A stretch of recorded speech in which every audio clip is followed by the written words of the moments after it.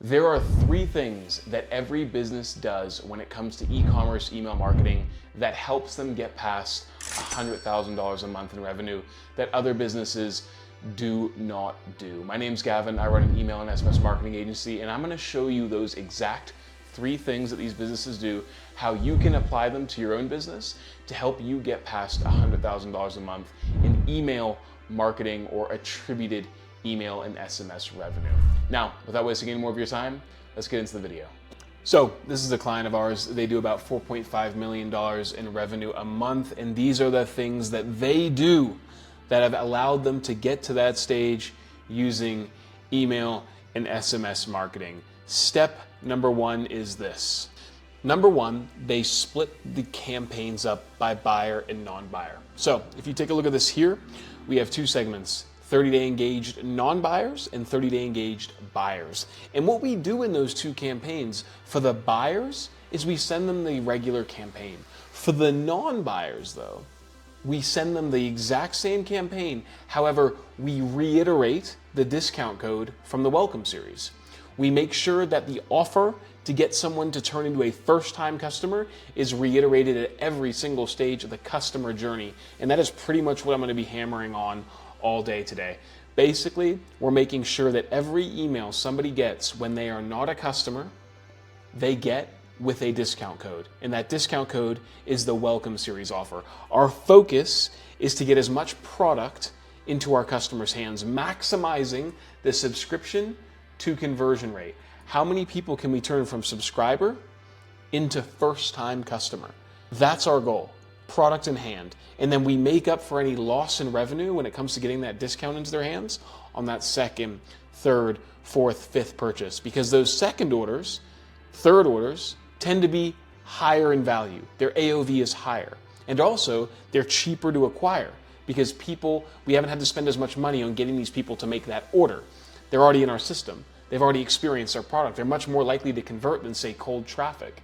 So making sure they have the offer inside their campaigns is step number one. Step number two is making sure that their flows treat people differently based off their purchase history. Now, I'm not going to go into the weeds of their actual flows here, but I'm going to show you some examples in a board that we have that illustrates every single flow that we have and how we approach email marketing automations. Now you should have access to this in the description of the video, by the way. Notice here, very simple, abandon checkout and browse abandon. We split people based off their purchase history. If they've never ordered before, they go down the left-hand side, and in the left-hand side of these automations, we give them the discount code. We are maximizing how many opportunities we have to get that offer in front of people to maximize the subscription to conversion rate.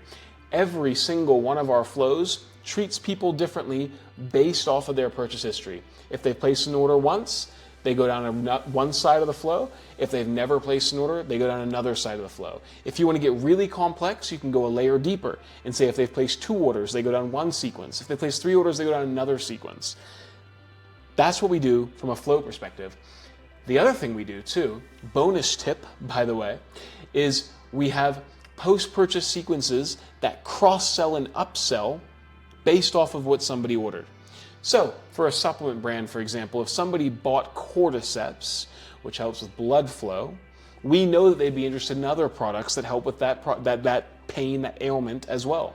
And so we send them down different sequences in the automation tree to send them different offers based off of what they already offered. And what that does is increases the retention rate, the repeat order rate from our customers, because we're cross-selling them items based off of what they're already interested in. Once again, we're treating people differently based off of their purchase history. That is the biggest thing I have to reiterate. All of your automations should treat people differently based off of their purchase history. If they've never placed an order before, give them a discount. If they have placed an order before, send them down a different sequence. Maximize how much product you can get into your customers' hands. The last thing we do is the following. Let me show you. We have sign-up forms or pop-up or fly-out forms that display on the website that target people who have not ordered before but have subscribed to email marketing, and we reiterate the discount again. What this does is it gets that offer in front of them again, but it does so outside of just specifically email. This here shows them, hey, they still have a discount code, gives them the offer. It's an auto-apply link, by the way, so when they click this button, it auto-applies the discount code at checkout. And what this does is maximizes the on-site conversion rates, maximizes how many people we turn from subscriber into purchaser, and overall increases the store revenue. Those are the three things that businesses who are crushing it in email marketing do. Those are the three major things. There's a bunch of other things as well that I'll talk about later in other videos, but those are the three major ones. Number one, having campaigns that treat people differently based off their purchase history. For non-customers, they go down one path. For regular customers, they go down another path. Same for the flows. Different sequences based off their purchase history, both before they place an order and after they place an order. Number three is utilizing forms like the one down below to reiterate offers and discounts to people who haven't ordered. Now you can create a whole series of forms too. You can create another form that targets a segment of people who've placed an order once but haven't placed a second order in the last 2 years or whatever, and have different pop-ups for those people. There's a bunch of interesting ways you can go about this, but when it comes to email marketing, you need to think a little bit out of the box and make sure that you're treating people differently. Not all customers are treated equal, and we need to make sure that we're trying to get our offer and maximize how many of our people turn into first-time customers who we can then repeat order rate down the road. Hope that makes sense. This is high-level complex email marketing strategy. So if you like this, subscribe to the channel. I make videos like this all the time. There's a bunch of free resources in the description down below. Check out my newsletter. I talk about this all the time as well. Go ahead and if you want to have a chat, talk about email marketing, there is a link to my Calendly in the description down below as well. Thanks for watching, guys, and I'll see you in the next one.